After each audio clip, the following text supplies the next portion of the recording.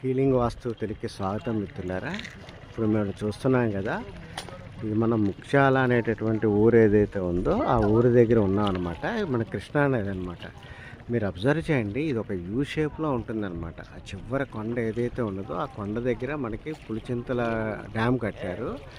అక్కడి నుంచి ఈ యొక్క ఇదనమాట, అంటే అటు దక్షిణం నుంచి ఇటు ఉత్తరానికి వచ్చి మళ్ళీ ఇటు పశ్చిమం నుంచి ఇటు తూర్పుకి వెళ్ళి ఈ రకంగా ఉత్తరంగా పారుతుందంట. ఇంకా కృష్ణానది ఎక్కడ ఈ రకంగా పారదంట అనమాట.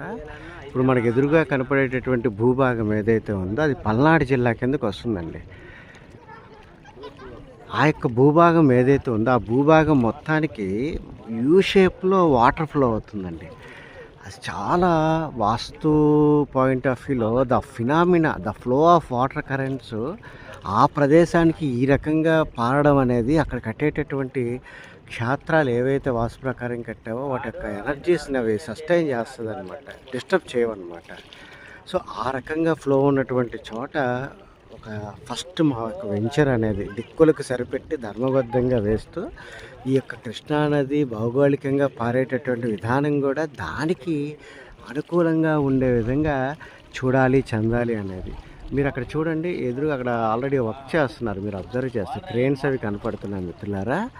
ఇక్కడ దశాబ్దాల కళ తీరుతుందనమాట. అంటే ఇటు తెలంగాణకి ఆంధ్రాకి కనెక్షన్తో పాటుగా ఇటు జగ్గయ్యపేట కృష్ణా జిల్లా దగ్గర నుంచి గుంటూరు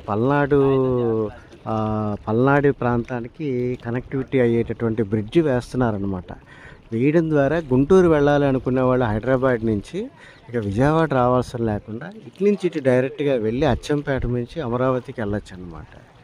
సో ఈ రకంగా ఇంత ప్రాసెస్తో కలిగిన చోట ఈరోజే మనం 2-3 ఎకరాలు సమకూర్చుకొని ఒక లేఅవుట్ వేసుకుంటే ఒక ధర్మబద్ధమైన చోట మనం ఒక మంచి లేఅవుట్ ఇచ్చిన వాళ్ళం అవుతాము అన్న దీంతో మీకు నేను తెలియజేస్తున్నాను.